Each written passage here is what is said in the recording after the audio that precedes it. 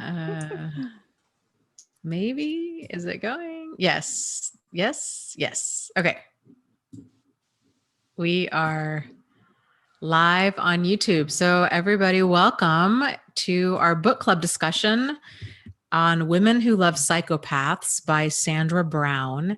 And tonight I have with me Shay, who is part of the book club. And if you're interested in finding out more about the book club, you can go to my website, thriveafterabuse.com, and go under the book club section. And you'll find links to book club notes and what books we're reading. And if you want to be a part of the live stream for it, kind of what all that entails. So we've got a few people hopping on. We have Sassy and Elise and Arthur. Hello. I was just talking to Arthur in the Facebook group. And so, yeah, so that's the book club. And I've got my notes here tonight. And if you're in, before I get into this, the book club book for next month is The Betrayal Bond by Patrick Carnes. And you can, again, find out the list of all the different book club books on my website, thriveafterabuse.com. So I guess let's just hop into it, Shay. What do you want me to kind of go through some of my notes and you just chime in? That sounds good. Okay. So for those who haven't read the book, it's an interesting book and it's very, I would say, clinical. She really did a good job of analyzing different kind of behavior traits and of pathological personalities, as well as behavior traits and similarities between targets of pathological personalities. So I think for a lot of people that really like that more kind of clinical picture, that would really resonate with them. And I have here in my notes, I have about 9 different points that really resonated with me. So I'm just going to hop into it. Shay, you just feel free to jump in at any time. So the first point that I really liked, and I'm glad she brought this up, is she talks about personality disorders. And she says, professionals and experts have a hard time agreeing on and understanding personality disorders, especially psychopathy. A personality disorder is a pervasive and persistent way that a person thinks, feels, behaves, and relates to the world. Personality disorders are on the same axis as mental retardation. And what is significant about this is that these traits are relatively fixed. We would never expect a person with mental retardation to be different. It's just who they are. It's the same as a personality disordered person. And what I liked about that was understanding it in terms of a lot of these behavior traits are fixed. And they are, kind of by definition, a personality disorder. It's this rigid and persistent way that a person acts and interacts with the world. And it's not just one thing. It's not, just the gaslighting or especially when we're talking about kind of psychopathy, it's pervasive. It's interwoven in every piece of fabric within their personality. And if we can see it as more of a whole picture, if it's not just these one thing, it's not just the yelling or the raging or the abuse or the put downs or the hot, cold, push, pull, sweet, mean stuff. So and I think that can help for a lot of people to just have that validation of this is a very pervasive, persistent problem. And it causes, it negatively impacts their life and especially the lives of those around them. And to try to get somebody to change, that doesn't work for any of us anyhow, right? Unless we really want to change. But even if a person really wants to change, they would have to do a massive overhaul of their personality. And that would be a massive undertaking. Now, one thing that hit me when it was worded that way about it being on the same axis as mental retardation, we would not be beating our heads against the wall trying to get that person to change. Yes. And putting it in that context, somehow shifted things for me to realize just how futile that really is. Hmm. And it's largely because there isn't the understanding about this in the world as there is with something like mental retardation. People have an awareness of what that is, and okay, well, you're only going to be able to operate on a certain level with certain things with a person who has that condition. But we don't have that knowledge in a common way in society where we would even think about that until we've already gone through all this.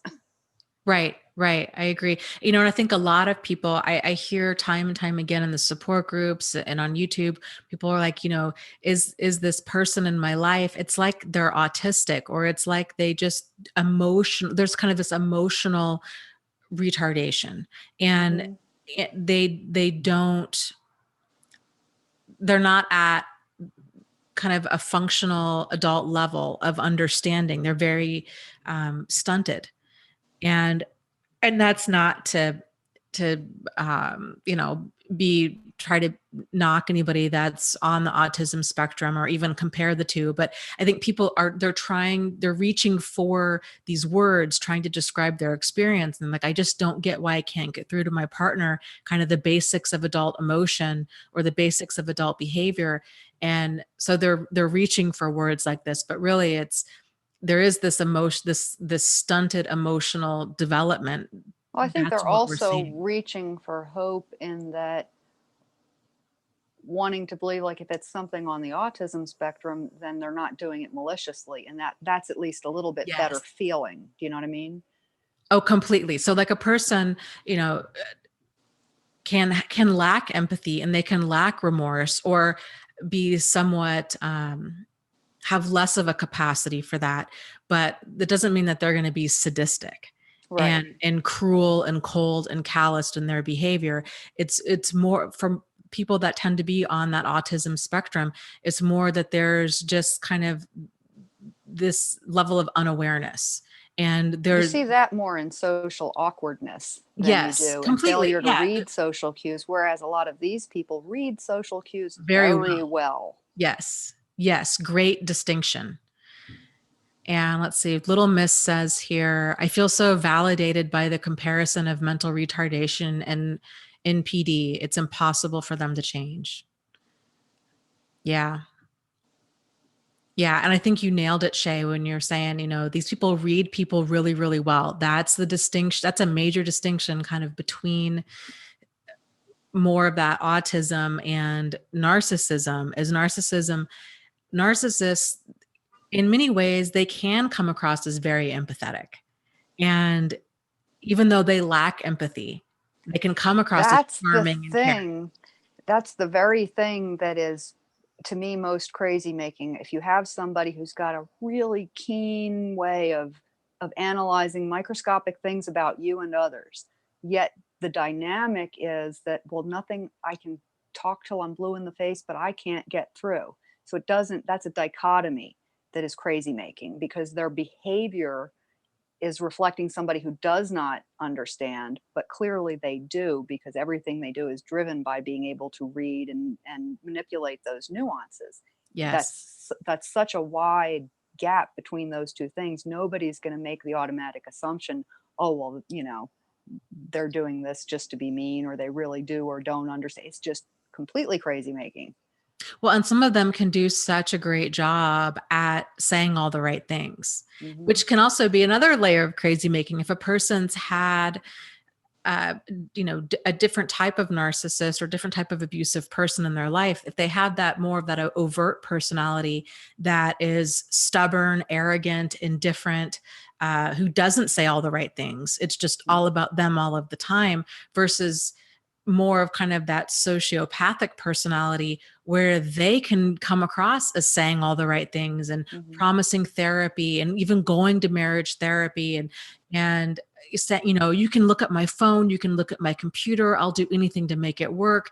And she even talks about this too in here, the kind of the psychopathic gaze. And I like how she made the differentiation with it, where a lot of people will tend to think the psychopathic gaze is this look of kind of crazed intensity, like Marshall Applewood, the guy that had, or Applewhite, that had the Heaven's Gate cult, or Charles Manson, where their eyes are just, really intense. And it's not always like that. Sometimes it's more of just this level of Being studied. being studied. It's a predatorial gaze is what it is. But it can come across as deep sincerity. And that was one of the characteristics in my own situation with both of the men in my life. I even told both of them, I'm like, they had this warmth in their eyes, this seeming sincerity that could just melt ice. I mean, they really came across like they cared so deeply about me, and so that they were just so sincere, and they were so incredibly not sincere. So something that strikes me about that, and this just occurred to me when I was listening to you, when we have a deep moment of contact and communication, there's that layer of vulnerability most of us have. They're lacking that, and that's where you get that sort of intensity. They don't feel that sort of awkward vulnerability. Where, do you know what I'm trying to? Mm-hmm. And I think that the fact that that is missing is part of why they have that gaze, that it doesn't make them uncomfortable. They're not in a space of vulnerability during any of this. It's all Right. So that's why they can do such a good job of coming off that way and sustaining long eye contact and all of these things without actually, because they're not really vulnerable when they're doing it. Right. Whereas if we're trying to, really, when you're really bearing your soul to somebody, there's a different way that comes across. And I've started noticing that in other people, how people do act when they're really trying to tell you something. It's not what they do. It's different. Yes. Yeah, I feel like I read this was a while back, or maybe it was a YouTube video. I think it was a YouTube video. It was on behavior analysis, and the guy, and I forget his name, but he said something that it really resonated with me. He said something like, normal people, when they're telling you the truth, they only talk to convey information. They don't go into these like elaborate stories. They don't try to prove it to you. He said liars will try to convince you. And I really like that. So he said normal people convey information, liars try to convince. And if you've ever been around a child, right, or especially a teenager, like I think that's a good like that's what they try to do. Oh, mom, or dad, I swear this is the last time, it'll never happen again. And they go above and beyond trying to give you all of these reassurances, but it's trying to manipulate into not getting in trouble, or to get you to trust them again so they can sneak out that weekend. And it's the same with any type of manipulative person. And I think that's where that false sincerity comes from. It's that level of intensity that normal people tend to not have because we don't need it. Exactly. And then that kind of gets misconstrued. Standing Firm says, what does the stare mean? Well, I think it's like what we were talking about. It's that predatorial gaze, and it can come across in a lot of different ways. It can come across as, right away, where it can feel like you're the center of their world. Like it's just all about you, and it can really draw a person in. But it can also come across as this cold, dead kind of fish eyes kind of a look, where you realize that you're not dealing with you're not dealing with what you normally understand to be a human being. And I think you nailed it when you said it's the intensity. I think that's the common thing, no matter what way they're using this gaze. It's either intensely warm or intensely cold. But it's always very intense. That's the thing I think that really sets it apart. Yeah. sometimes it's being studied, like you'll just notice them watching you very intently. Hmm. And sometimes they're so sincere seeming that they can't possibly be sincere, but I wouldn't have known that before. And then there's the I hate you across the room, drop dead. Yeah. You're horrible. That one will catch your attention. But it Totally can be unnerving. a lot of different things. Yeah. Yeah. Yeah, it really can. People are talking about the gaze in the chat here. Let's see. Arthur says the stare can sometimes show up out of nowhere. One of the last times I witnessed it, the psycho started to gaze at the distance, as in thinking about his whole agenda as if he were dead. Yeah, I think a good way to understand it is it tends to be very predatorial, and it's everything about it is predatorial from the moment they say hello. And that oftentimes takes us a while to understand that it's all a manipulation. It's not that things were sincere and then they changed. It's these are manipulative people. Everywhere they go, they manipulate. And sort of like the saying goes, they don't change. They just change targets and they change masks. And it's difficult for a normal, decent person to understand that other people walk the earth that are like that, but they are out there and there's a lot of them. So I think really one of the best um, things to kind of take into consideration is paying attention to how you feel.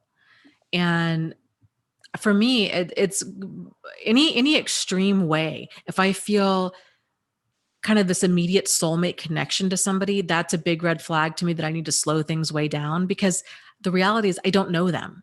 So they're not a soulmate because I don't know them.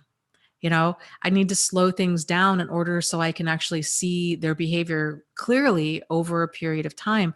And then also, if I get that dark vibe of something's off or confusion, that's also a big red flag and something that I really listen to now. How about you, I Shay? think it's very important also to, when you're getting to know somebody, to see them in a variety of contexts.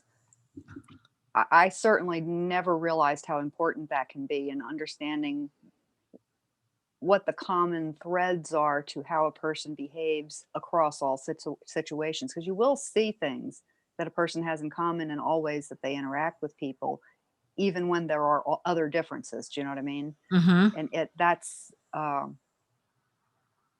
because looking back, I can definitely see how it was pervasive across the board. There was always a layer of manipulation with everything and everyone, and I didn't understand to look for that or what to look for at the time. Yeah, I agree. In this book, she talks about their two main things that they're driven by are dominance and deceit. And deceit can be hard to kind of pick up on, but dominance tends to show itself. And like you were saying, it's really important to see a person in a wide variety of situations. My mom had one of the better dating pieces of advice she'd given me was to go bowling with somebody and see how they are, if being on a team, working as a team, and see how they are with losing. If you get a gutter ball, or if, are they continually trying to micromanage you? Are they trying to, uh, do they get really upset? I like kind of a lot of that personality that domination can show up Yes. in kind of competitive sports. And do they fly into a rage? How do they work with other people? These kinds of things. Deceit can be kind of a tricky thing to pick up on. And frankly, it's oftentimes not until we've been deceived that we do start picking up on it. But too, another thing to look at is their friends, because there's a lot to be said. Birds of a feather kind of flock together. And do they have friends that are up to shady stuff? I mean, for me, that's a deal breaker. Like, I don't, Yeah. that speaks volumes if they're hanging out with people that lie and cheat and steal and tend to not have a moral compass, because odds are they're the exact same way. Here's something about deceit that I think falls through the cracks a lot. One big way that they use deceit is withholding information rather than telling an outright lie, which is harder to spot because you're not convincing anybody of anything while you're withholding information. You're just, not giving that piece. So I have realized, and to some extent, I realized at the time when I was in the relationship that there was often this feeling of not really knowing what was going to happen next, or feeling like I just never had the whole picture, even with just basic plans to do something. There was always like, oh, I didn't know that, or I didn't, there was always just little stuff missing. And you can never really pin them down to anything. They don't want to be accountable for the truth or their time, or it's like trying to nail a will-o'-the-wisp to a wall. Yep. And they can easily justify withholding the truth as not lying, even though it is a lot of the time. Yeah. Oh, completely. Especially about major things, children, previous marriages, their financial situation, their job situation. It's, especially when you're kind of moving forward in a relationship and you start realizing this person, they were talking about working in corporate America, but then you find out, okay, well, they're the manager at Burger King. And, it's sort of like, well, you kind of gave me the impression that you had this, different, I don't know. So there's like a lot of like misleading kind of things that they oftentimes say and do. Yeah. Which are shady. Whenever anybody keeps back a piece of information that could very likely alter your decision about something, that's a serious lie to me. I agree completely. And then, just kind of disrespecting early on, like if you have a date and they don't show up, or there's things start getting squirrely, or, they see no problem flirting right in front of you, or, messaging all different kinds of women or other people, and it's all flirty. And these are signs of a person's character. And I think it's important for us to not justify squirrely behavior, because sometimes it doesn't, we might only get a few glimpses early on of squirrely behavior, and then they get better at hiding it. And then it can be years, and you get married, you have kids, and then all of this, then the results of that squirrely stuff surface. And then you find out, oh my gosh, this person's really been misleading me this whole time. And I glossed over a lot of it because I wanted to believe in their goodness,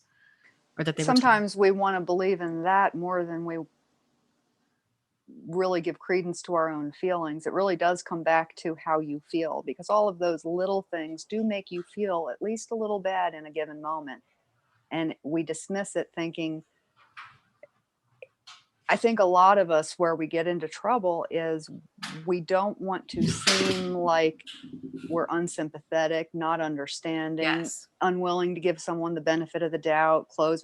We don't want to appear that way. So if it's just little things, we tend to dismiss them, and we shouldn't. Those are incredibly important. Yes. And I agree. I think that's, I think any type of like caring, compassionate person struggles with that. We're like, well, I don't want to be rude. What if I'm wrong? Yes. Or who am I to judge? Or nobody's perfect. And so we kind of stay with this person thinking we're being too judgmental, or being too harsh, or we just don't want to be mean. And so we gloss. And of course, too, they're oftentimes puppeteering this and saying things. So if we do express like, okay, I'm not okay with that, or why did you lie about that? And they'll spin it around. Oh, well, I didn't have a good childhood like you did, or, I guess you just have it all together, and then we feel, oh no, Well, here's the thing: when you get into actual psychopathy, rather than someone who just maybe has a lot of narcissistic traits. They're leading you down this garden path. They absolutely know and count on the fact that you're going to feel that way. And Yes. there is even if they didn't sit there and write a bullet point outline, these are the things I'm going to do, they can do it on the fly in the moment because they're well practiced at it and they're good at it. And that's how they operate with all things. So they don't have to make a plan on paper.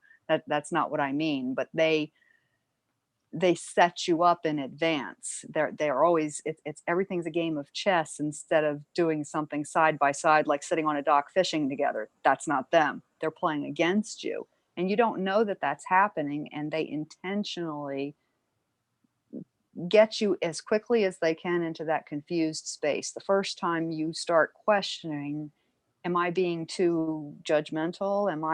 You're already in that space. That right there is the beginning. That's the first sign of that confusion. And we don't know that because we don't know how big it can get until this happens.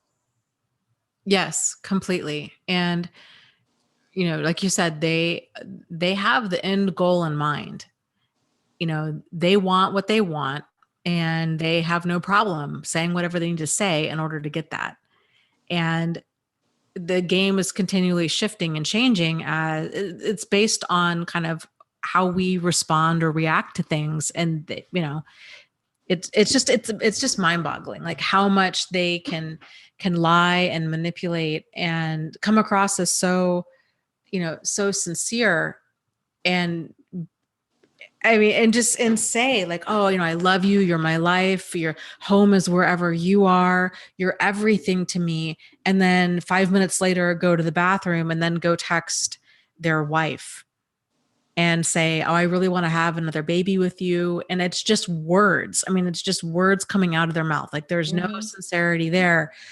And we mistake that because for normal, decent people, words mean something. But and for them, a lot of times they will demonstrate a lot of kindness and generosity and even what looks like empathy to other people, to animals, to friends, to so you see this and you start to wonder, why do these people get this and I don't? And that's huge. If you ever feel like that, run, don't walk to the nearest exit and never look back, because that's not at all normal, let alone healthy. Yeah, I would agree. Maria here in the chat says, the serial killer Ted Bundy could not harm women he had any rapport with. His feelings or whatever that was didn't allow him to hurt women he knew, only complete strangers. And my guess would be is he knew, he was smart enough to know that if he started picking off targets that were close to him, he'd be caught. I don't think it had anything to do with empathy. I think it was more of I don't want to get caught. And if I start killing off my, I think he was married, his wife or women he knew, he was going to get caught. Yeah. And that they can also really compartmentalize because they justify their behavior. For them, it's fun. So it might have been more fun for him to really lure a total stranger in to see if he could get away with it. Because if I remember correctly, Ted Bundy, his whole thing was he would pretend to have a broken arm and he would go to like the grocery store and then ask women, pretend to be this kind of handsome, helpless, hapless man of, oh, I can't get my groceries in the car. Can you help me? And like she mentions in the book, we don't fear what we pity. And so because women were like, oh no, this guy's got a broken arm, he's okay, they feel sorry for him, they would rush in to help him. And that's how he'd push him into the car and then he would go murder them.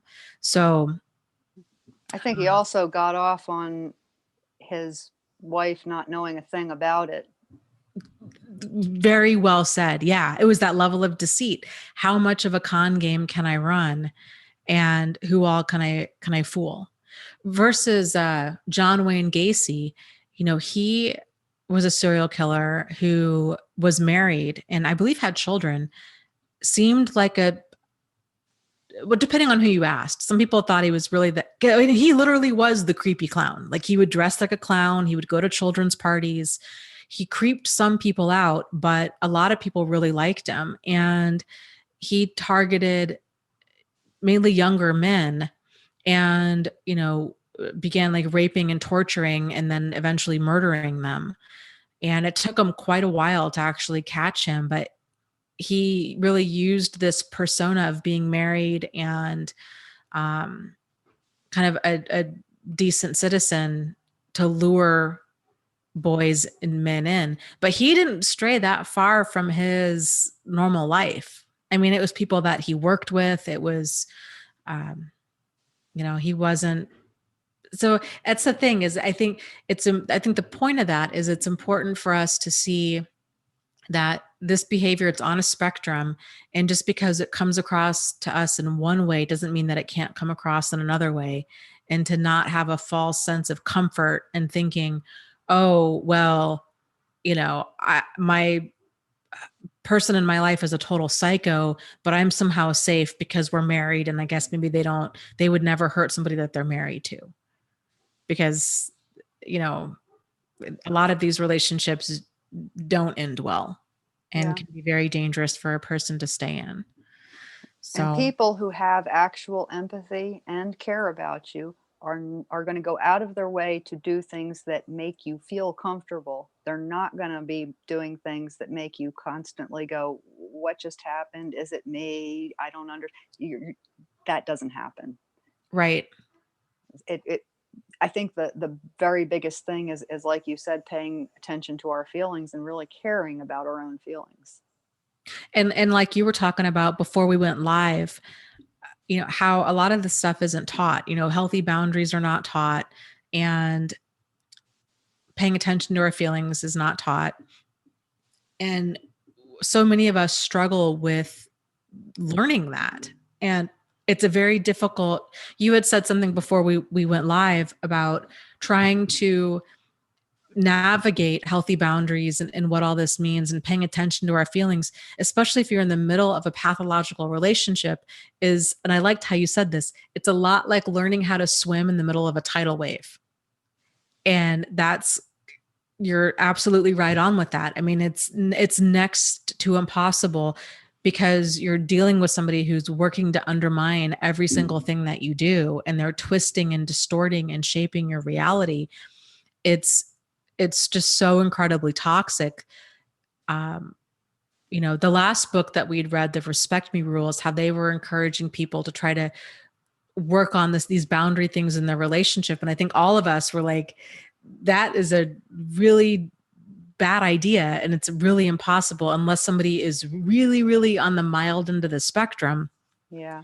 And the other thing is they by the time it becomes a problem in your conscious mind to any degree, even minimally, where you realize that your emotions are in such a constant stew that to pay attention to your emotions, you got so much going on in there, you really don't know what you feel.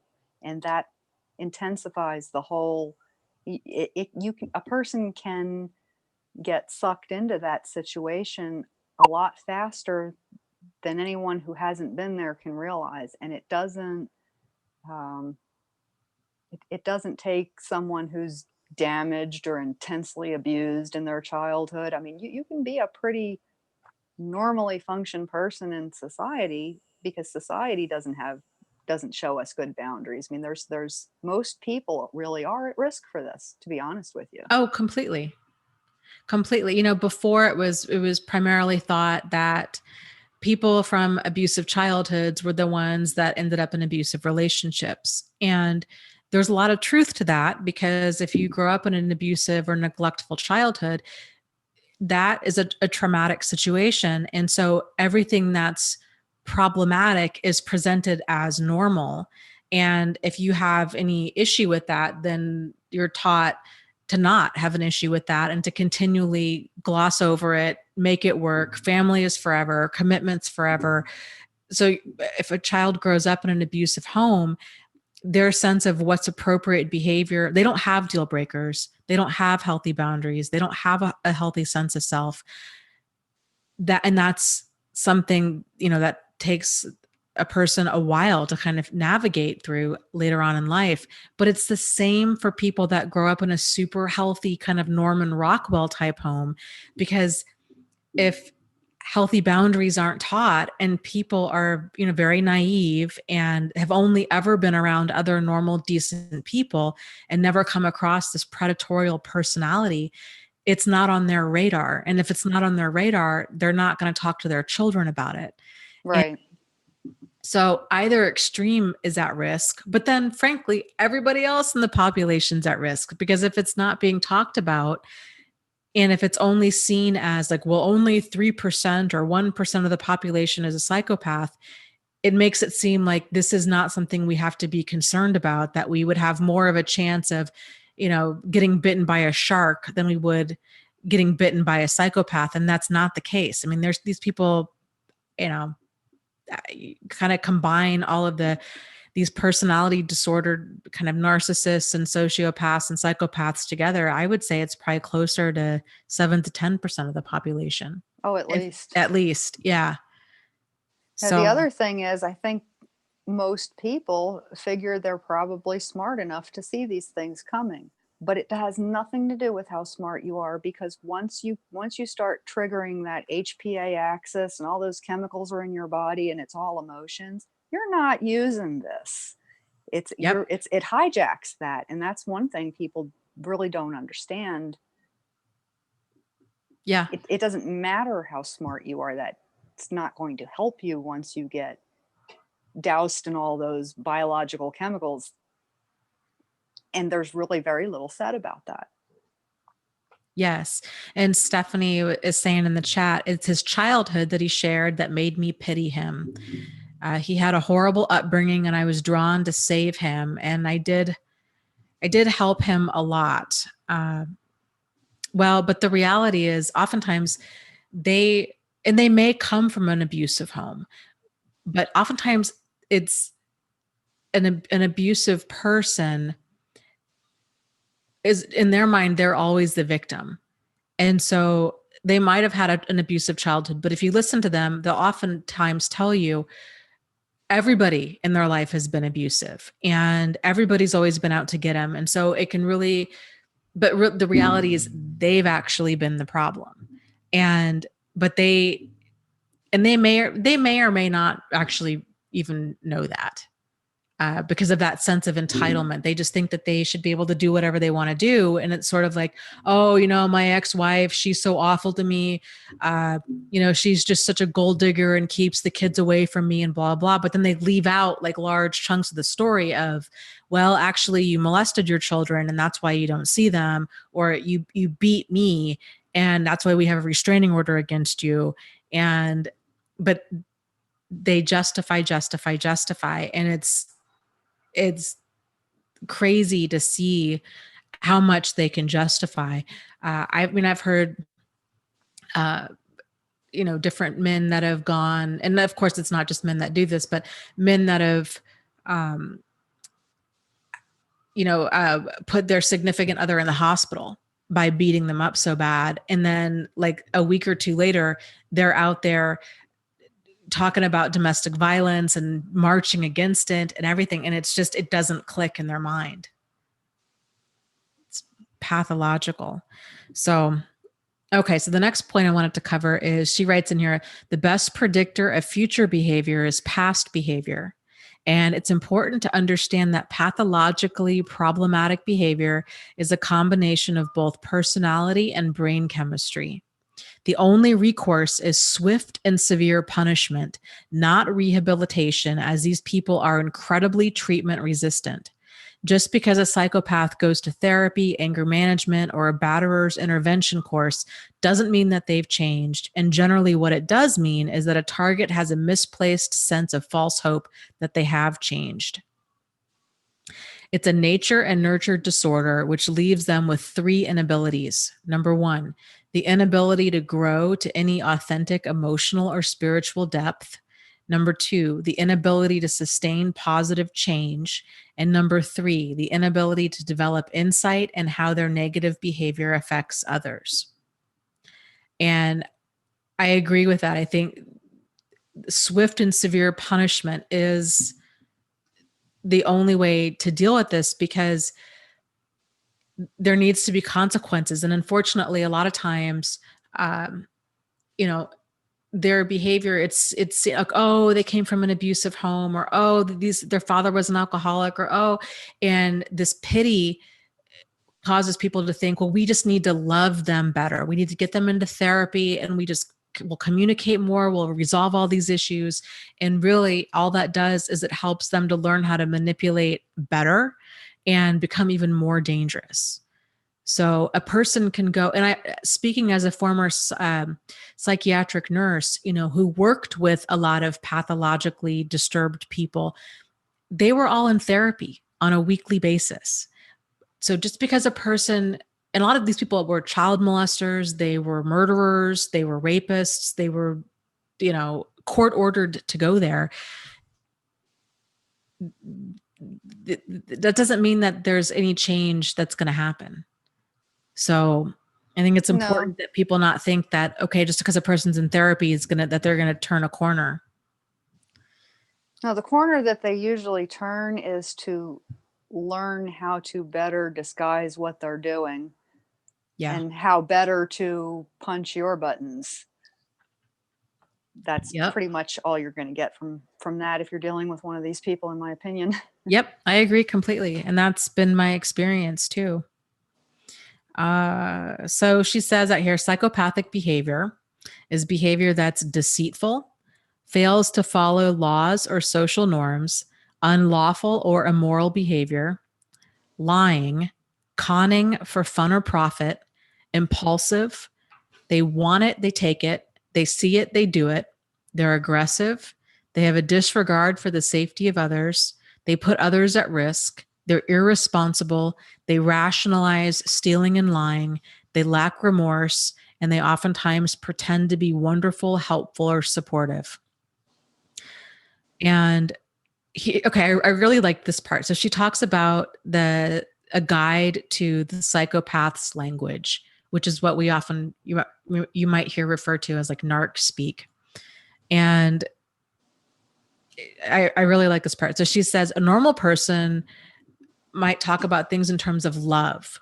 For a psychopath, love means compliance.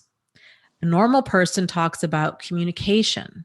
A psychopath, that means opportunity. A normal person, there's bonding. A psychopath has attachment. A normal person is, I need you. A psychopath is, I want you. A normal person is lying, sees lying as lying. A psychopath sees it as, this is my truth. A normal person sees stealing as stealing. A psychopath sees stealing as borrowing.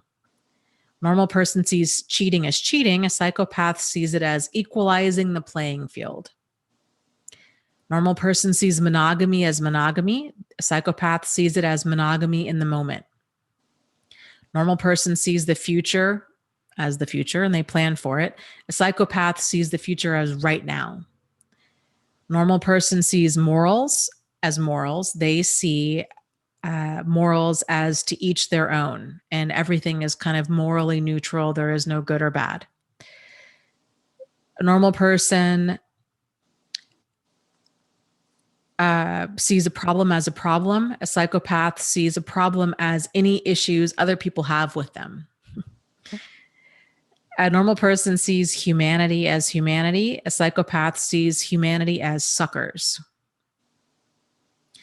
And let's see. Yeah, this is a big one. Normal people see being sentimental or vulnerable as kind of sentimental or vulnerable as good things.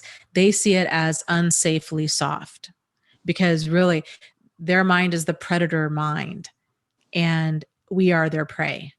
So there is no vulnerability there, because why would a lion be vulnerable to the sheep, kind of a thing? It's all about them. So I like how she kind of unpacked that language. Yeah, I thought that was really excellent. And she also said, and I thought this was important too, a psychopath can repeat certain phrases just like a parrot, but this doesn't mean that they have the emotional comprehension or depth. And I think a lot of people struggle with this. We're like, well, he said he would change. He said he'd go to therapy. She said she'd never do this again. She promised change, but it's just words. It's literally words like a parrot.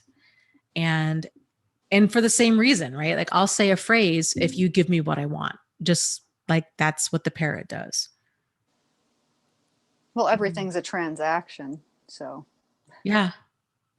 Everything's a transaction. It's all a manipulation. It's all a game to get their whatever they're out for. And another thing she talked about too was the psychopaths' behavior. So the language, so that she talks about the mindset of kind of normal person versus psychopath, but then also the language, and says a psychopath uses words by twisting things around. They don't answer questions. They answer with something else unrelated. They redirect the question to the target. They twist one word into the sentence into a fight. They'll reference other discussions. They'll use phrases that distract the target, so they have to ask for clarification, thus getting off topic. They use gaslighting to warp reality. They project their behavior. The psychopath projects his behavior onto her. They go into long stories to deflect original discussions. They use a word to express an idea, but the normal use of that word expresses something else. And they're motivated by domination and deceit. And the target will find that nowhere else in her life does she have communication like this. It's only with him. It's only with the psychopath. And with a psychopath, communication is reduced to a very juvenile emotional age. He brings to this crazy-making communication process other dysfunctional and aggravating behavior, which contribute to communication problems such as impulsivity, lying, drama, manipulation, juvenile decision-making skills, changing subjects, blaming, changing the language meaning, immaturity of emotional age, not taking full responsibility or accountability, acting like the victim, gaslighting, and projection. There is no way to make communication with the psychopath work. And I think that was it's very important to realize that, because I think so many people, myself included, get caught up in, if I can just get through to them, if I can just point out that they're not being rational, then I can get through to them. But their goal isn't to be solutions oriented. It's not to be rational. It's to continually shift things off course so they can play this game. No, they like to try and appear rational while they're actually being anything but, and get you worked up and upset so that you look even more off balance in comparison to their supposed rationality. And it's like having a conversation is like trying to nail Jell-O to the wall. Which that whole list was a really good description of. Yeah. I can think about in my life, there was one guy I was kind of seeing for a few weeks. And one of the first, this was after Jack and Steve, one of the first things that happened with us, we had this really amazing rapport, getting along famously. And then he'd had a situation in his life that was actually a pretty scary situation. And I didn't agree with how he chose to handle it, because it involved this guy that was like, it sounded very dangerous to me. But I had said, he was upset because I didn't agree with the way he was doing it. And I said, it's okay. Like, I don't agree with you, but I still support you. And like, we can agree to disagree. I just hope that you're safe. So, do whatever you're going to do. It concerns me, but and he got so upset at me and said, it was accusing me of like, oh, well, you're being confusing, you're being manipulative. And I thought, well, okay, I guess I could kind of see what he's saying, because I guess maybe that is confusing. I don't agree with you, but I still support you. And so I found myself kind of backpedaling and trying to, over explain myself and to make things more clear. And the more we kept communicating, then it proceeded into the silent treatment.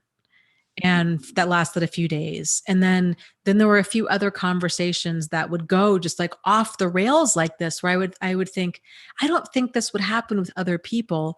Or if somebody did have an issue, this would be cleared up in, a few minutes. Like it wouldn't wind up in like yelling or the silent treatment or any of this. And it took a few of those times of that happening where I finally realized, oh no, I don't have this dynamic with anybody else. Like this guy, he provokes fights and I'm not into that. And so I had to end things. Can you think of any examples in your life, Shay, about kind of this crazy making communication?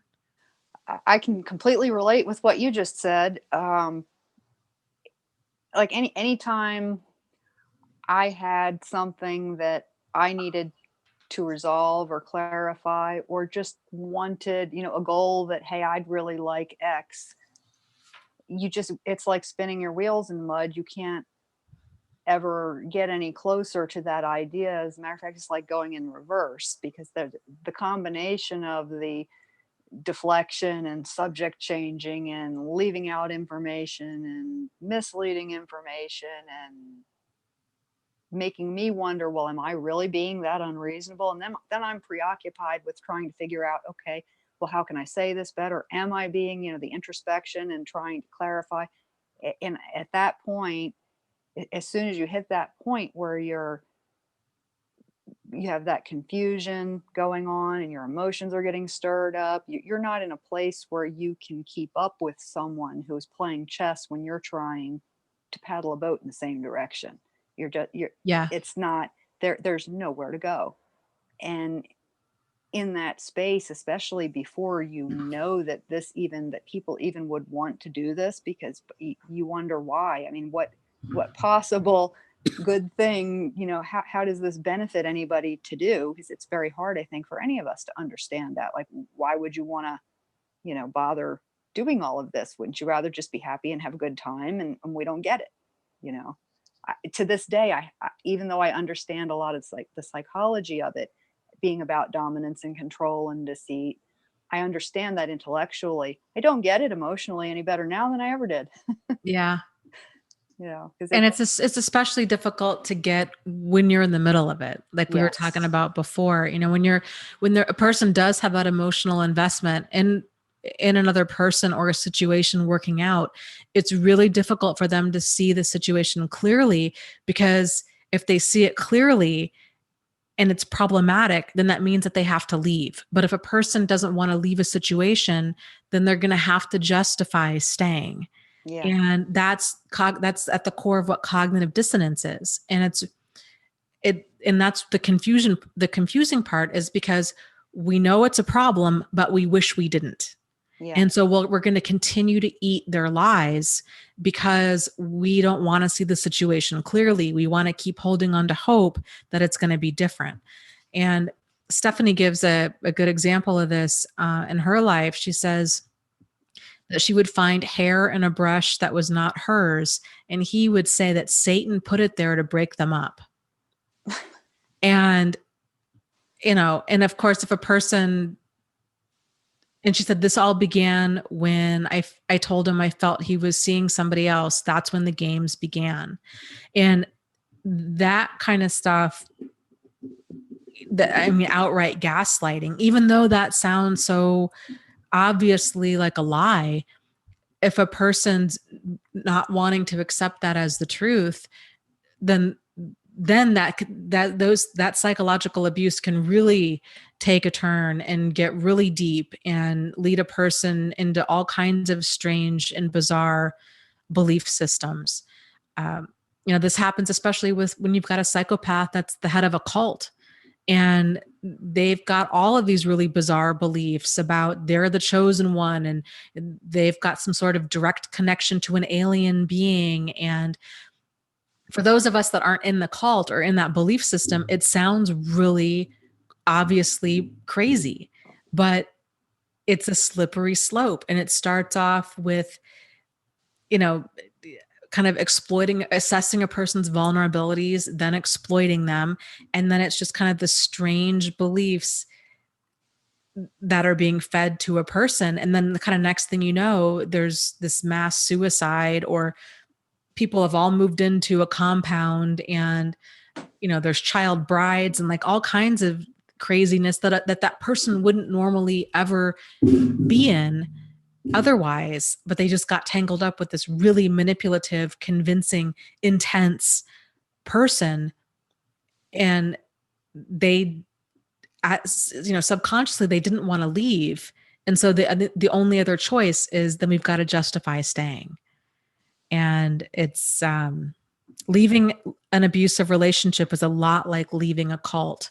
And there is this huge kind of deprogramming that needs to happen, where a person's judgment in themselves and understanding what's real and what's not real, and what's manipulation and what's reality, and trusting their judgment, trusting their insight, is all a part of kind of reintegration back into society. But it's quite the process, and it's not something that's, discussed or taught. I think there really is very little difference between a cult and one of these relationships. It's a cult of two, and they purposefully keep you off balance, and it escalates. It's not like you're off balance for 5 minutes and then you can sort of get yourself back together and move. It's a progressive thing where they do it in such a way that between eroding your confidence in yourself, going on with all of this, keeping your emotions stirred up so that it's even hard to think, you're in that fog. When you're in a state of confusion, that's not the best place to make a decision from. And then but the isolation plays a big part in this too. If you're being isolated while they're doing all this crazy making stuff where you feel like you can't even communicate with someone, how are you going to go out there in the world and make it? You know what I mean? Yeah. You lose faith that you can actually be okay without this person who is actually the one causing the whole thing, but you can't fully see that well enough and hang on to that thought, because you'll get moments of clarity at certain points, but they'll suck you back into that. It's more than just denial. I mean, there is a very big aspect of denial in it, but a lot of the reason for the denial is all this erosion, because you don't, if you knew, okay, well, if I see a problem and I have total faith that I could go out into the world and start doing something else and would be fine, there wouldn't be a need for the denial. Right. I mean, and there's so many layers to it. You've got this, oftentimes there's children involved, and there's routine involved, and there's finances that are combined, and that's intentional too. That's right. And it's a form of pinning you down while they're actively avoiding being pinned down. So the whole dynamic, and that's more power and control. Yes.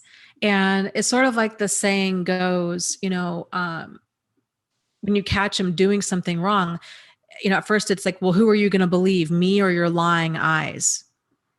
And that could sound really funny to somebody who has not exactly really seen this, but most people are pretty uncomfortable telling a lie. Psychopaths have no such discomfort, and it's very surreal to realize someone is lying through their teeth and it doesn't bother them. They even enjoy it. I mean, it's just... And they can be so convincing. They're like, I told you I loved you. Like, I don't know what your problem is. Why are you so jealous? Why are you so insecure? You're looking for a fight. You're looking for trouble. Maybe you're the one cheating on me. And they just like on a dime, they can react to this and spin it around to where the target's like, well, maybe I did see this wrong. I mean, that was one of the last conversations I had with Steve's wife. She had sent me this text saying that they were going to try to make things work, that she had this amazing connection with him. And, that she just couldn't deny. And I had texted her back and I said, I wish you well. Like, I can't believe that you're taking this guy back, but whatever. And then not even 5 minutes later, she's like, I'm an idiot. And she had gone to his laptop and found he had an ad on Craigslist looking for a threesome. And she sent me the link to see it. And I mean, I don't know why I was surprised, but I was. And then of course she confronted him about it. And this is another thing people do, is then they'll confront the manipulator about the manipulation, but then the manipulator just manipulates more, telling them what they want to hear. So then he had told her, yes, I filled out this Craigslist ad, but then I realized I'd be messing up a really good thing. And so I never published it. And I had even told her, I said, you sent me the link to it. Like, I saw it on the internet. The only way that he could have done that is if it had gone live on the internet. And still she didn't want to believe it. And that was the last thing we said to each other. But I just, you can't get a person to see the truth if they don't want to see it. And, But what happens is it's not as simple as I just don't want to deal with the truth, so I'm in denial. It feels like your survival is at risk. Yes. It is that fight flight aspect of this is what makes it so much more than just simple denial, as in I'm just not ready to face this thing. Because everybody's experienced that feeling in life where you can recognize, okay, I was in denial about this or that thing. The denial is almost, excuse me, inconsequential compared to what the survival instinct does, because that's what's causing the denial in the first place. Right. Because you can't, for so many people to leave feels like it would be worse than where they are. And, completely. And then you think you'll go into any amount of denial in order to avoid what you feel will be that much more pain. And that's what people don't completely. Really. And that reality is very real, because it is. It's like, okay, if I leave, then that means I've got all of, the house, the retirement fund, the bank accounts. I've got to go through another divorce. I don't want to be single again. That means I've got to date again. I mean, and all of this is more, I think, subconscious, but it's the terror of starting over. And I think too, fully realizing that you've got this like pathological personality in your life. And then if, I think it's easier to try to not deal with it straight on than it is to deal with it, because it can be incredibly terrifying. And a lot of it too is that after you leave, if you have any reason to have to be in contact, like children or getting through a divorce, they're going to be very nasty to you, and you know it, and you're going to have to deal with all of that. And in my case, I knew I was going to be stalked. Yeah. And I honestly did not want to have to go through that, because at least when you're with them, at least you get some good times. Afterward can be, if you're not prepared, if you don't know what steps to take to be as safe as you possibly can be, it can be very frightening. Yeah. And there is kind of this sense of security of, at least I know where they are and what they're up to if we're somewhat together. I mean, I dated a guy in high school who was a complete psycho, and I stayed with him for as long as I did, completely out of fear of, if I break up with him, it was the same. I knew he was going to stalk me. And then I felt like staying with him was the only control that I had. And yes, he was so unpredictable and so violent that it was terrifying. It just was terrifying. And, it's a lot. It's a lot for a person to leave on many, many levels. And one of the points that she brings up here too is, so she mentioned a lot of the traits that targets have. And some of them were excitement seeking, high relationship investment, sentimentality, attachment, competitiveness, concern for others, high regard, and harm avoidance. And she touched on competitiveness, and I kind of disagree with this.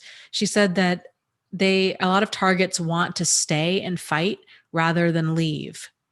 And so they were viewing this as competitiveness, but I don't view that as competitiveness. I think it's like you were mentioning, it's more survival, like you're fighting for your survival. And I also think a lot of times people are fighting to be validated. Yes, that was my reaction to that too. When it's continually being spun back around on you that you're the problem, that you're crazy, I think any normal person is going to get provoked by that. And it's really hard to not get baited into a fight and just be like, no, dude, like it's you, like you're the freaking psycho here. It's not me. And you really want to fight for your reality. So it's not that you're competitive. It's just, it's hard to disengage from a person who your survival is potentially dependent upon and who's continuing to provoke you. It's hard to walk away. I completely agree with that. I got to put my cat back out. I will be right back. Oh, okay. Okay.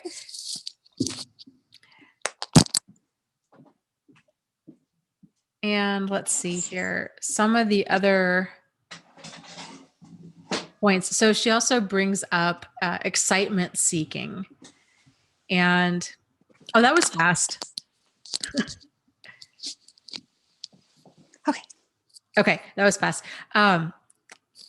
I was talking about the concept of excitement seeking, or the trait of excitement seeking. And I don't know if I agree necessarily with that one either. From how I've seen it come across in other people and in my own life, it's more of, it's the love bombing. It's the intensity. It's not that, like, I'm not normally. I wonder if maybe it's seeker. The intensity that leads her towards the excitement seeking, because I didn't resonate with that at all either. Maybe the intensity is the excitement, she thinks, but I wasn't real sure about that one, to be honest with you. I wasn't either.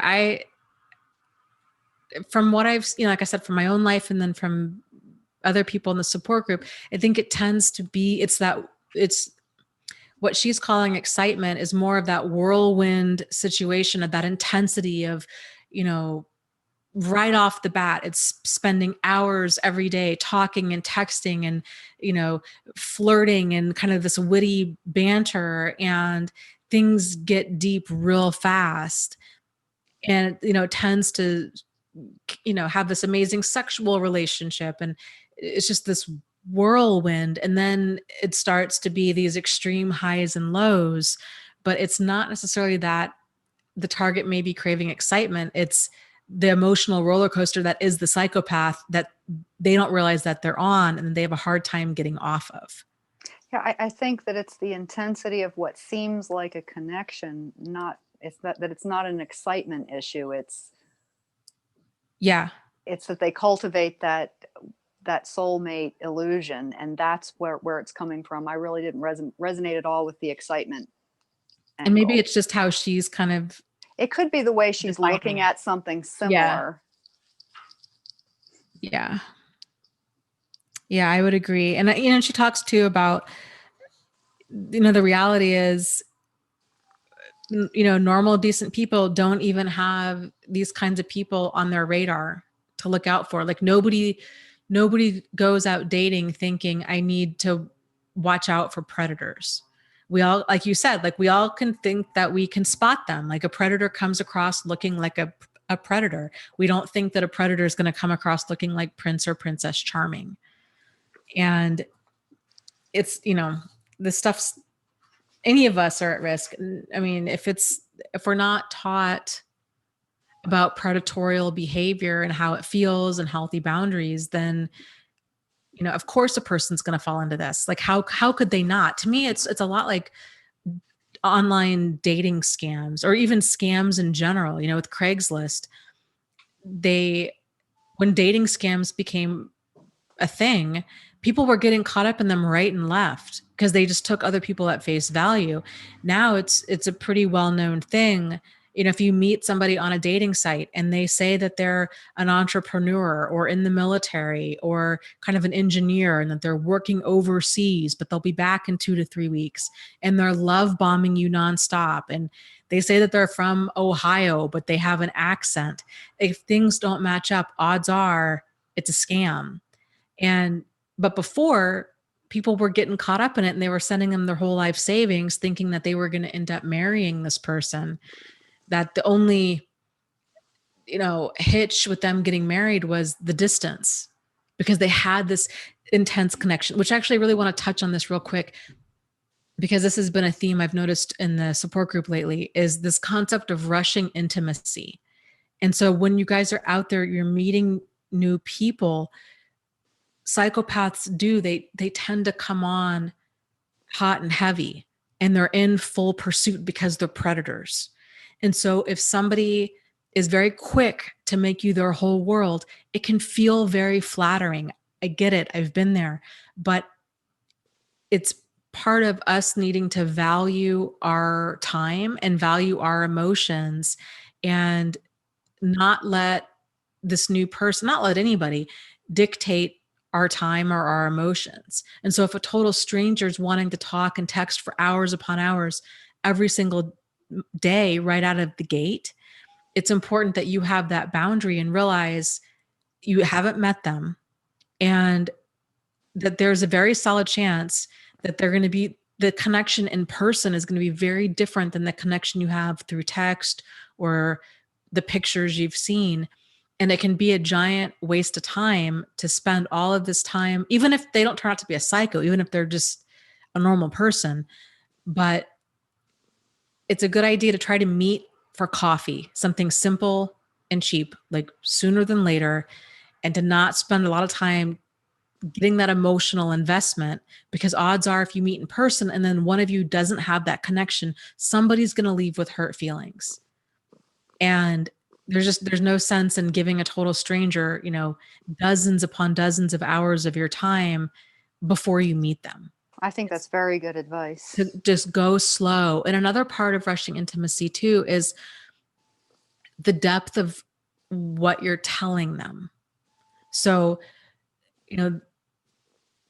it's good to go slow and to not tell somebody, oh, I'm divorced and my ex was this way and this happened and he was abusive and blah, blah. Wait like a month after you know them until you realize this relationship has potential and it's going somewhere, to slowly start opening up about that. Because if it's an abusive person, they're going to use all of this against you. Or even if they're not an abusive person, if they're a normal, decent person, that could potentially send them running for the hills, because they're like, I don't even know what that's about. I don't even want to take that on. And then you're going to feel like, most likely you're going to feel like, oh no, I scared them away. So it can be really good to just open up slowly once that trust is really there. But what I see, and I've fallen into this too, but what I see in the support groups is people that are like, I've had this amazing, this connection. I've been talking to him for hours every single day. It's been 4 weeks. We haven't met yet. And, they know everything about you. And the reality is that person could be a scammer. That person, I actually had a friend of mine the other day who was on vacation, and things kicked off with this guy, I guess to the point where she was sending him nude pictures of herself. She realizes this guy's a psycho. The whole thing was just crazy, but she distances herself. The guy starts demanding that she talks to him and then tries to blackmail her by posting. He said if she didn't send him $500, that he was going to post her pictures on the internet. And so like, you don't know like what people are capable of, and an intense connection with somebody is not a good reason to be totally vulnerable right out of the gate. Well, speaking of vulnerability, one of the best books I read was The Confidence Game by Maria Konnikova. And it goes into all these different kinds of con games. Some of them in the book are romantic, but most of them aren't. It's The Confidence Game. Okay. And what you'll see across the board is two things. They will zero in on a target that has a vulnerability they can see, and they identify what that target wants. So if, let's say, you have somebody who just lost a family member or just lost a spouse or came out of a divorce or whatever it is, and you can tell that person's craving connection, they're lonely. You take those two factors, that person's not in the same state they would normally be to have their wits about them and make decisions differently. So you're already, when dealing with one of these people, they're probably going to seek out some context where they smell a little blood, in that way to put it. You know, they're going to go for what seems like an easier target to them in that way, something they can work with. Not that you're weaker because you've gone through something, but when things are all churned up in your life, or you're feeling, you know, one of those, like you always talk about the empty buckets, if one of your buckets is low for whatever reason, and we all have points in life where they are, that's, you know, we're all going to go through grief and loss and challenges and changes. And it's during those times. So when you're going through anything, you know, if you have a sick family member, or there's a job change, any big life change, be especially aware of, when you're meeting new people, not rushing intimacy, because that's when you will tend to want it enough that you're not going to look as hard, because you want it more than you want to look at it. And that's just a normal human thing. It's not anything bad about any of us. And that's another reason to read this book. It shows you how easily anyone can be conned, and anyone who doesn't think they can be conned is probably a more likely target. Yeah. You know, so we don't have to be so hard on ourselves for this, is where I'm going. I think it's important to be aware of our vulnerabilities. And so, you know, like the friend of mine that I was telling you about that got tangled up with this guy on vacation, I mean, that's not her normal behavior. And she's fresh out of a divorce, and, you know, kind of making a lot of these really impulsive, poor decisions is really what it is. And, you know, I think that was kind of very eye-opening for her to realize, wow, how did I get here?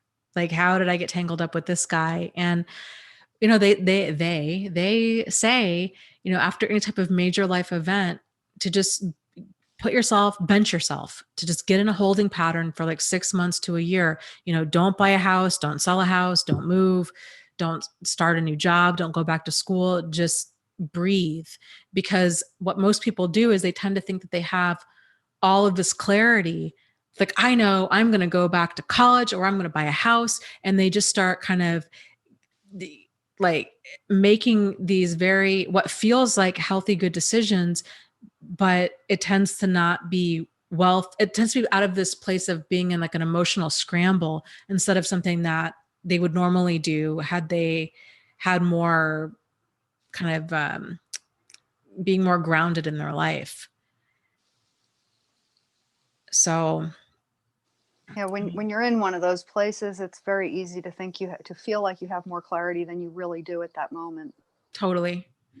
And you just don't even realize it. You just don't even see it, you know? And everything is easy to get into, and it's so much harder to get out of. And, you know, like you were saying, Shay, you know, we all have vulnerabilities, and any of those vulnerabilities can be exploited at any time. So it's important for us to realize what our vulnerabilities potentially are at any given time, so they aren't so easily exploited. And whether that's, you know, anything can potentially be a vulnerability. If a person is single but they want to be married, if a person's married but they want to be divorced, if a person is widowed and they're lonely, if a person is a single parent, you know, they might really want a partner.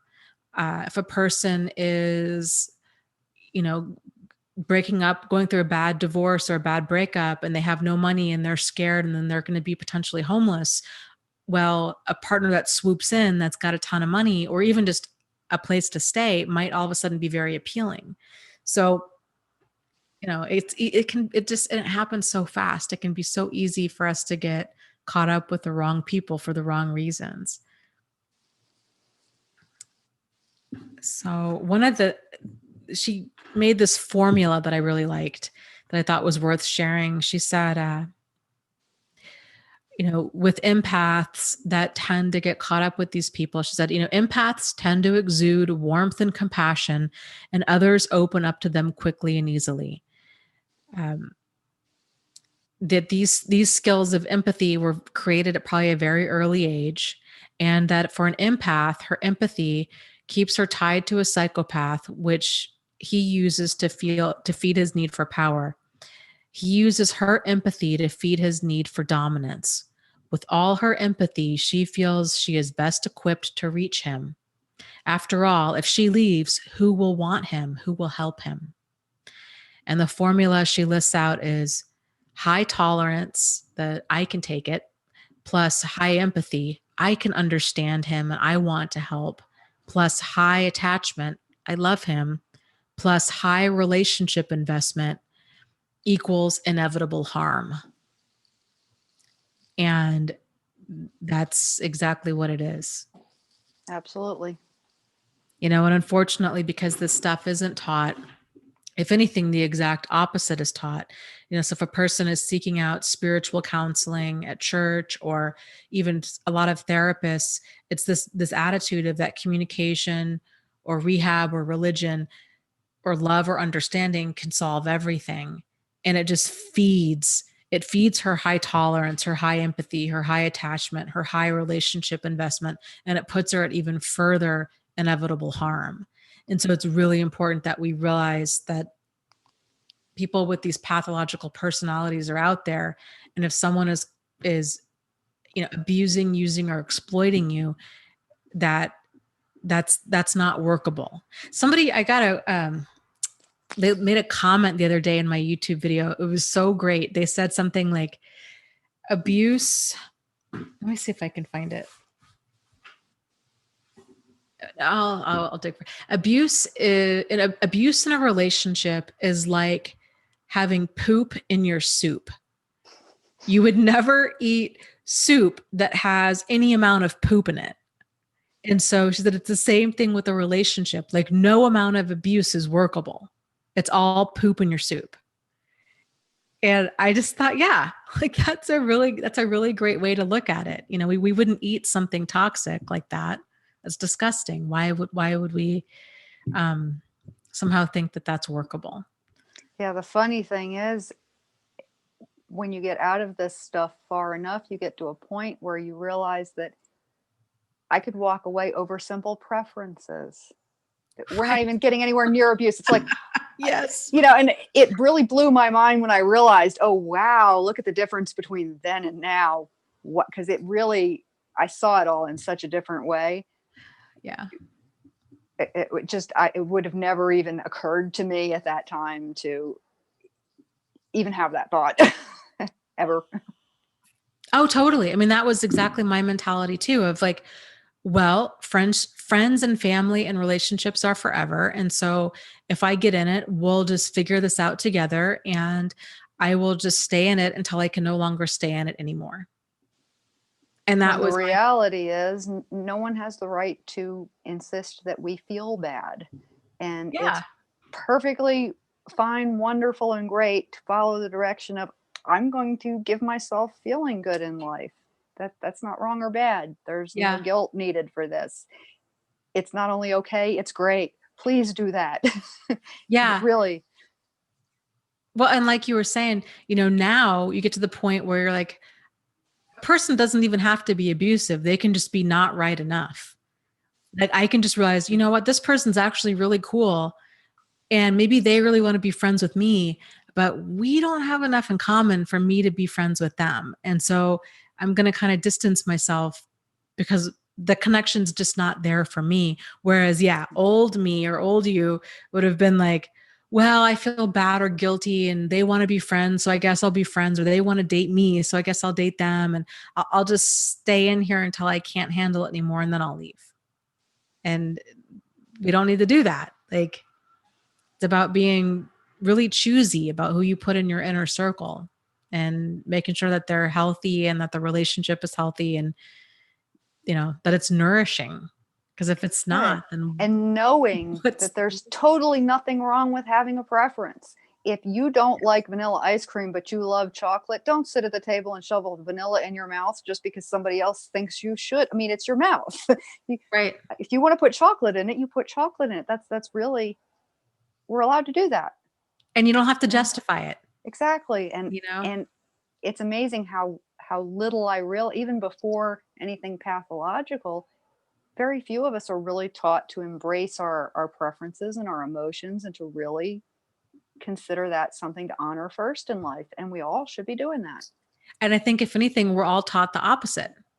Yes. You literally starting with food. You eat what's in front of you. You clean your plate. You don't criticize. Great That's rude. example. You go along to get along.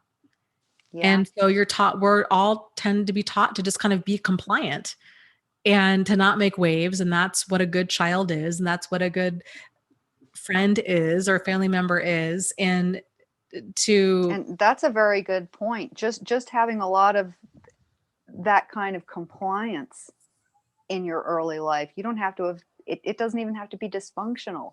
If you're taught these things that, you don't want to seem rude, and you do, that's enough to get you in a pickle with the right person at the right time. If you're not aware to really honor your emotions, and that yes, you have a right to those preferences, and if somebody's making you uncomfortable, that's enough right there. That's it. You don't have to go any farther than that. yeah. This is from Little Miss in the chat. Oh my God. This is like, whoa, makes me crazy just even reading this, because I can only imagine how you must have felt. She says, when I left my narcissist, he said to me, prove that I was bad to you. Where is your proof? In that moment, I said to myself, I don't need proof to leave. And I could totally see that's that whole, I'm going to fight about this. So I want you to prove it to me. And then I'm going to argue with every single thing that you prove. And I'm going to make it seem like you're overreacting, that you're too emotional, that you're just such a woman, and spin it back around on you and make this all your fault. And that's like, you can tell right there, the whole prove to me that I was bad to you is basically like saying, let's get into a fight about this and I'll show you everything as to why I'm the perfect partner. Like, you can just see that train coming down the track of the crazy making conversation that's going to go nowhere. And winning a fight and getting to be right is really great for them, not so great for us. Yep. Completely. So, yeah. And we were talking about this a little bit before we went live about self-love and how this stuff isn't really taught, and how even just that concept is so, muddled and nebulous. Like, what does that mean? And how we were both struggling to kind of figure this out. And I know, for me, I was thinking, well, I guess I love myself. Like, I don't go around feeling like I hate myself. I mean, sure, I'd like to lose some weight, and like, I could be more organized, and there's things about me that I want to work on, but like, I didn't know what self-love really was until fairly recently. And so I think that might be a good kind of conversation for us to end on. So Shay, would you like to share a little bit about self-love and what that meant to you then and what this means to you now, and some of your aha moments and lessons learned? I have no idea what it meant to me then, other than a thing to sort of say, I think I love myself. I didn't understand what the actions were to that. I didn't know there were actions to that. I didn't know it was even a thing you could do. And I think a lot of people don't really, there's a lot of talk about love yourself, but nobody's really out there saying, this is how you love, this is how you are loving to yourself. So we don't get a lot of exposure for that. And what little exposure we get is more recent. So you're seeing a little bit more of it now. But to me, I have learned that paying attention to how I feel about anything regardless of how silly someone else might think it is, or even if I think, well, is that silly? No, I feel it. That's enough. Hmm. I mean, that's a level of to pay as close attention to yourself and your own moods as you once had to pay attention to the psychopath's moods for survival.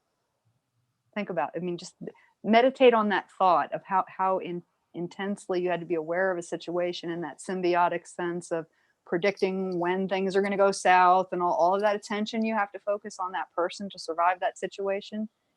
Turn all that around on yourself as love, that you're gonna pay that much attention to how you feel and what you want and just everything. It's that the way we try to treat other people when we're being caring and we think, we're trying to make other people comfortable, all that needs to be given to us first. We need to make ourselves comfortable emotionally and physically. And I mean, we need to take care of, literally take care of everything about ourselves. Most importantly, our feelings.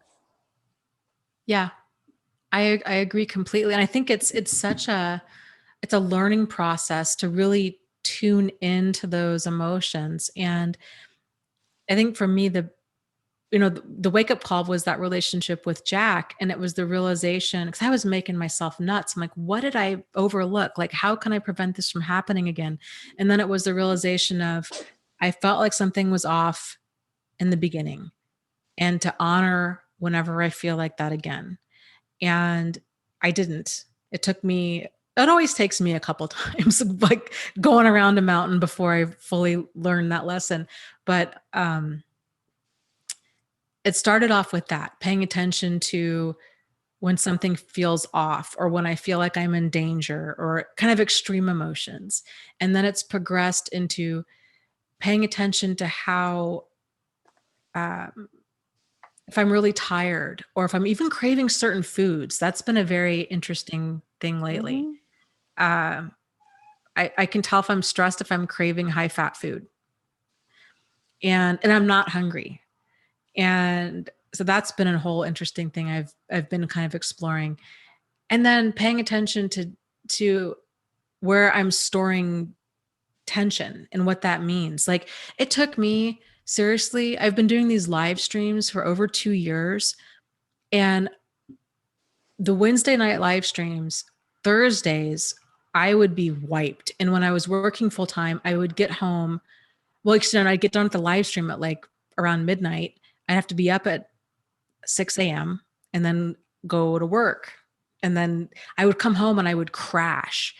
And I always felt like I was lazy for doing that. And it took me a really long time. It seriously has just been in the past few months where I realized I'm really just tapped on Thursday, and I need to be okay with that, Yeah. because I like doing the live streams. I want to keep doing them, but I need to realize it's going to take me like half the morning to just kind of recoup.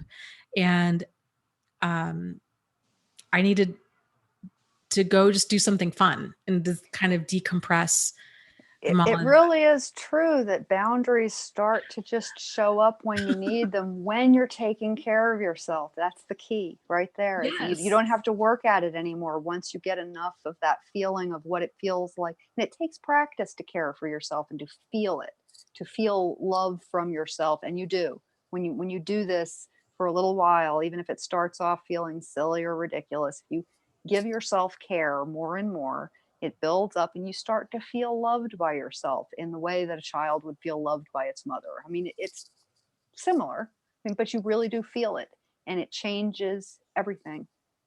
It really does. Can you talk a little bit more about kind of self-care then versus now for you? Giving yourself time, like what you were just describing, knowing, okay, my needs on a Thursday are different. If I want to do the live streams, I need to give myself a little X, and that's okay. It's okay to do that. That's self-care. And those are things that at one time until more recently were not on my radar either. It would never have occurred to me to do anything but push myself to meet other people's needs, you Mm-hmm. know, because I thought, well, that's what you do when you love people. But I got left out of that equation and I didn't even know it. And I mean, I could really cry thinking about what little tiny crumbs of everything I used to, I know, Yeah. I know probably everybody here knows and understands that it's not, so I'll save you the tears.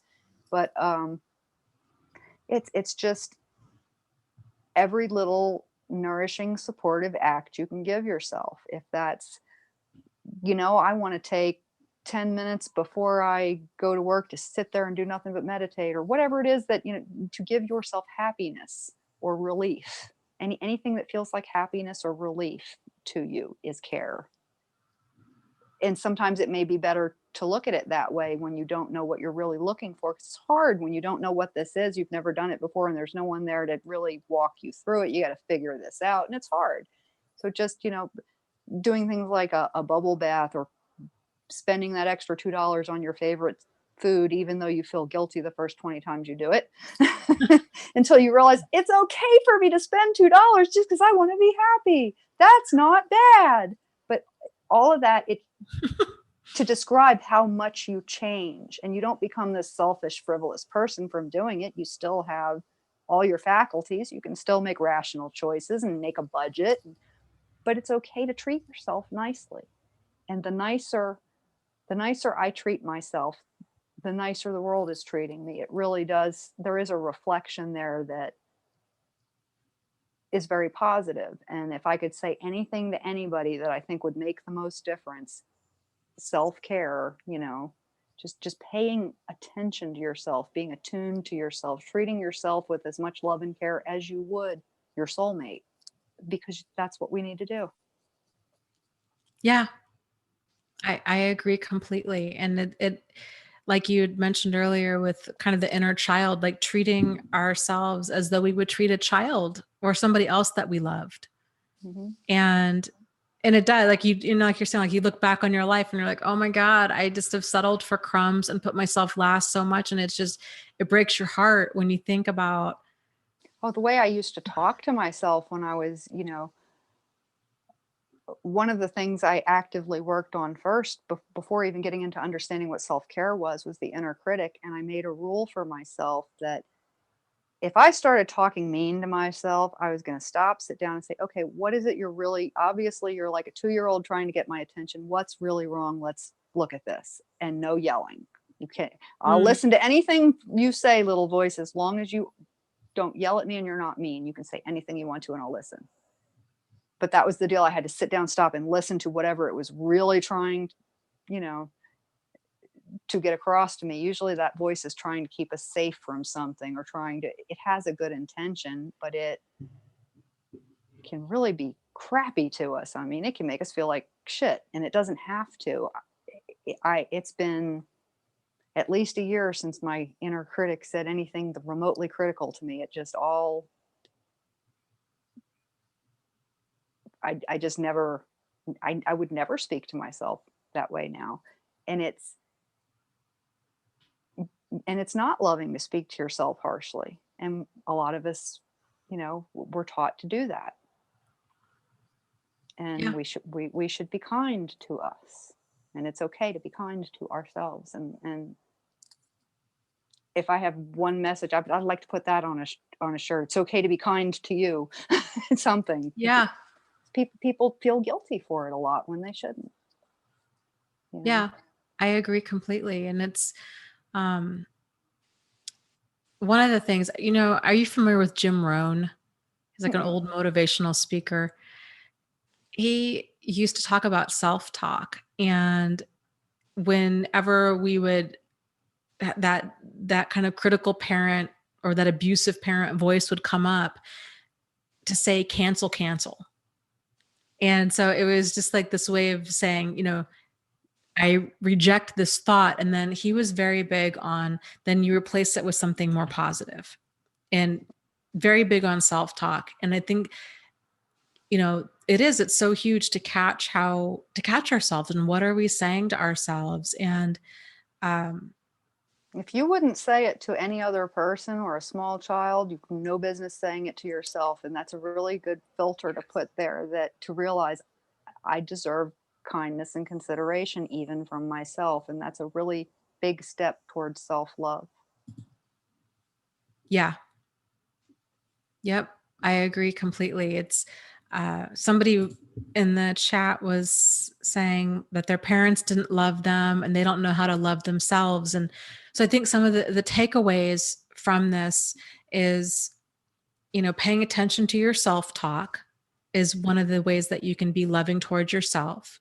So if you mess up, instead of saying, God, you're so stupid, I can't believe you did that, what's wrong with you, you're never going to learn, you're an idiot, instead of being so harsh on yourself, to try to bring that talk to your awareness and be more kind and patient and compassionate and say, it's okay. Like, you bombed the test.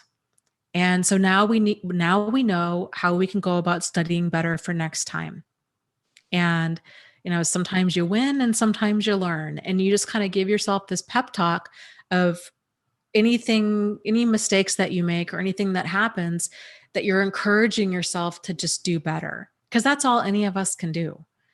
It doesn't help. It doesn't help to bully yourself into doing something. And most of us don't even realize we do that as much as we do until Yeah. we start really looking at it and making our inner critic become our inner cheerleader.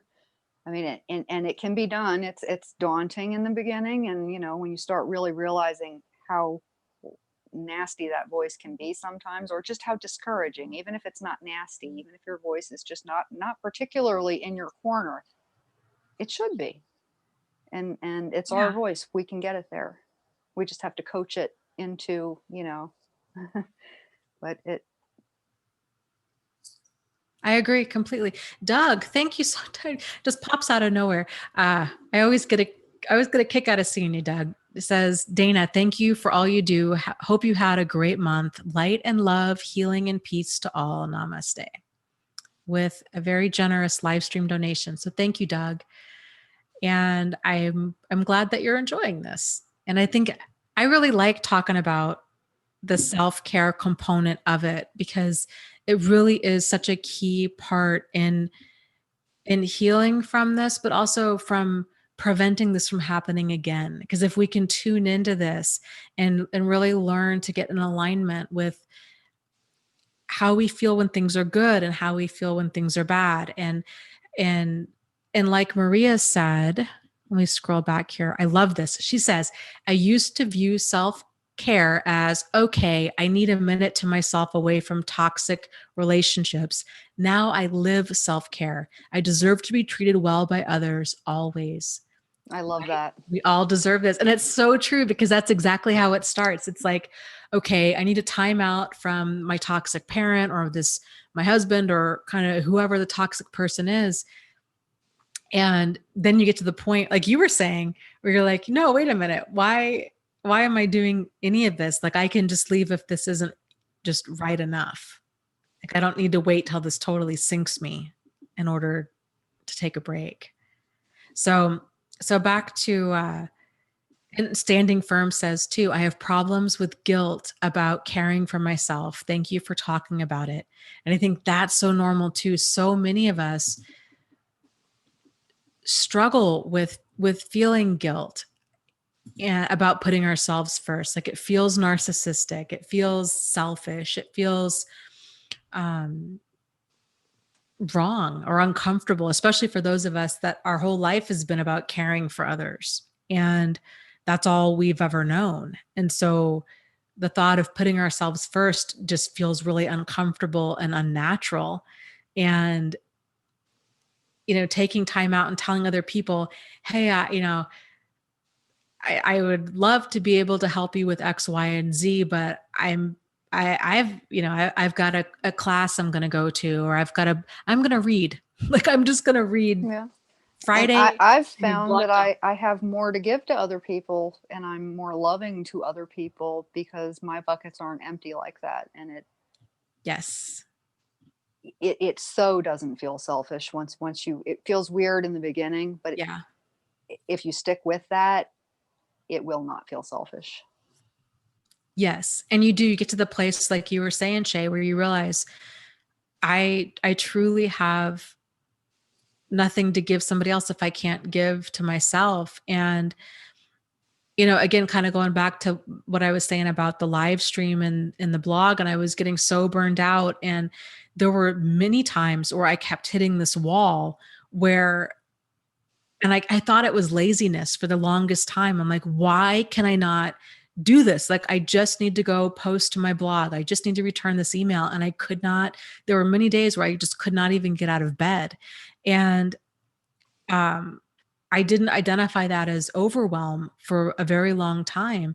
And so now I realize I need, there's times I've got to go decompress and just do something different, because I can't keep doing this if I'm, if I'm going nonstop. Because there were, and I still struggle with this, but there were many days where, I would be in the Facebook group, or I'm checking Instagram, or I'm just doing these little things that don't feel major, but it's all, talking about emotional abuse and kind of being in all of this is really heavy stuff. And to be in it from sun up to bedtime, it was just too much. And so realizing I've got to get some boundaries around this if I want to do this, Well, because I love doing it. even without all of that, even if you were doing mostly fun things or things that weren't heavy, we live in a multitasking, plugged in world where you're just constantly,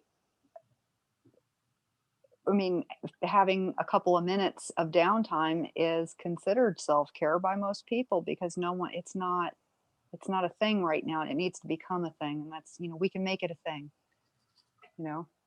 Yeah. And it's like being self-love pioneers. We have to figure it out, but we can, and then other people will see it and it'll spread. So more people will do it. yes. And Maria says, yes, putting ourselves last makes us prey and totally open to toxic people who feed off of that. When you put yourself first, you will have respectful people in your life. And this is a big shift for a lot of us to make, because, and I've seen kind of quotes floating around out there where they'll say, you were targeted because you're kind, giving, loving person. And there's a lot of truth to that. But those positive qualities taken to such a degree where you're putting yourself last, it's not healthy. And they're no longer positive qualities if you're putting yourself last. But they can feel like positive qualities because that's what we're all taught, that to be a good friend or sibling or child or whatever, that we put everybody else first. But if it gets so out of balance that we're putting ourselves last to the point where we're being used, abused, exploited, or neglected, then it's a problem and things are really out of whack. So, and then we are a target for sure. And I've found that all of those qualities, I feel like I'm more of those things now that I put myself first. Yeah. Oddly enough, I wouldn't have guessed that, but you totally don't have to give up being those things, and you get the benefit of being harder prey. So it really, it's worth doing. Yeah. Oh, here's a good one. Oh, I so remember thinking this too. Standing Firm says, we don't have to have a reason to say no. And no, you don't. I mean, simply not wanting to do something. I mean, as long as, if it's your children, right? And you've got certain obligations to help anybody, there's a balance with that. It's not even that if you're a parent that you've got to give and give and give and give and give to the point where you can't give anymore. That's out of alignment too. But finding that balance, I guess, with meeting your own needs and meeting the needs of those that are, relying on you, like your children, that works. If it's a total stranger, if it's friends, if it's family, to not, like Shay was mentioning earlier, we get so lost in that fog, and that fog is an acronym of fear, obligation, and guilt. And paying attention to when we're actually taking action out of a place of, do you actually really want to do this because it's empowering or enjoyable for you? Or are you taking action from a place of fear, obligation, and guilt? Or because someone else thinks you should, or because you will lose something with someone else if you do something you feel is better for you. That's never a good place to be. No, it's not. It's very interesting to start paying attention to that. What's really driving it? Is it if I say no, or if I say like, I can't do this in any variation of no, right? Like I can't do this right now. I'm not interested. I think I'm going to stay home. Having another person not get their way with you to see, okay, am I taking action? If I give in to them, is it because I really want to go do this? Or is it because if I'm afraid if I say no, that they're going to leave, or that they're no longer going to be my friend, or that they're going to be mad at me, or that other people are going to think I am selfish or narcissistic or a bad parent or a bad friend? Or is it out of obligation? Like I'm not being a good daughter or, a friend or because I should do this. I should, I'm going to college because I should go to college. I'm going to church because I should go to church. Like that. I think a lot of those shoulds Mhm. disappear the more kind you are to yourself. At least I've found, I don't know if it's been that way for you, but all of those things that make you doubt whether you should be kind to yourself or whether it is selfish, they for me have really disappeared a lot the more I've done it, because I guess partly because I've been able to see all the positive effects, not just on me, but on people that I do care about. It's not there's no negative in it. There's no reason for guilt. It has all, it's almost comical to me now looking back how I was, even though it's not that kind of funny, but sad funny, but the difference, and I think being kind to yourself breeds all of that negative stuff out of the picture, because you stop worrying about what someone else is going to think or how they're going to react, because you really do know it's okay to treat yourself well, and it makes you feel good and empowered. Once you get over the initial discomfort of doing it, Yeah. it starts to feed you in a way that, I guess the only way to get there is to sort of just work at it in whatever little ways you can tolerate and think of to begin with. Keep at it, and it may be uncomfortable for a little while, but it will get less uncomfortable and less uncomfortable, and one day you'll realize, wow, Yeah. the world just starts to look like a fun place, and you like being in it, and you feel good a whole lot more than you don't, And and things are all so of much us. easier. That's attainable for every single person. There's, Yeah. we can all do this. Yes. And Maria says, I am no adult's mother, therapist, savior, full-time helper. My identity is no longer tied to what I give others. No more codependency disguised as loving giving. And, that's the thing too, is when we do get these things more in balance and we have people that respect our boundaries in our life, and we're respecting our boundaries, and there's really this nice kind of synergy, this nice give and take of mutual trust and support, then um, things are just so much easier. And then also the people in our life know when we say yes, it's because we really mean yes. And when we say no, we really mean no. We're not saying yes when we mean no. We're not having all of this resentment building up. We're not getting angry. We're not, um, like everything is just, it's so much easier because it's authenticity. It is. We say what we mean and we mean what we say. And it takes up so much energy to have to try and keep yourself in this little box while you're also trying to do all these things for other people. It's exhausting. It is. And you have so much more energy, and energy even to think a clear thought. My memory, I used to forget my head if it wasn't attached. And my memory is incredible now compared to then. As long as I'm not tired or hangry, my memory is really awesome now. And I never thought I'd see the day. It really can get so much better. Yes. And here's another point from Maria that I really like. She says, if you fear saying no to someone, you are not in a healthy relationship. Healthy, loving people will never punish you or abandon you over a no. Never. And not only saying no, but also disagreeing with them. You're able to have your own opinion and to voice, and you might not agree, you might not see eye to eye on a lot of things, but you're able to keep things civil and still respectful and agree to disagree. And it's not a deal breaker. It doesn't wind up in guilt and fighting and put downs and chaos and confusion. It's not a big thing. You can breathe and you can be yourself.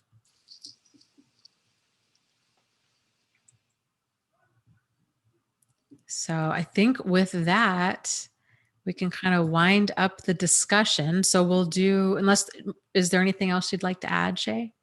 I'm good. My cats are taking over the room. They They figured okay? out how to open the door for the third time, so I gave in. Gotcha. Boundaries don't work with cats. No, they don't. Cats like to push boundaries. So yes, book club is the last Thursday of every month, and the next book club book is The Betrayal Bond by Patrick Carnes. And if you check my website, you can find out more about that book, and you'll be able to find notes when we get them up, which will probably be here in the next few weeks. And again, my website is thriveafterabuse.com. And also just real quick little plug for the podcast. For those that don't know that I have that, we do. So podcast is going. You could find me on iTunes, anywhere where you can find a podcast, really. So it's also called Thrive After Abuse. So thank you guys so much for joining us. And I'll see you at the next live stream Wednesday, 8:30 p.m. Eastern Standard Time, and we will go from there. So lots of love to you guys. You are not alone. You are not crazy, and you really can move forward and heal from this. So take care, and we'll see you soon. Okay. Good night.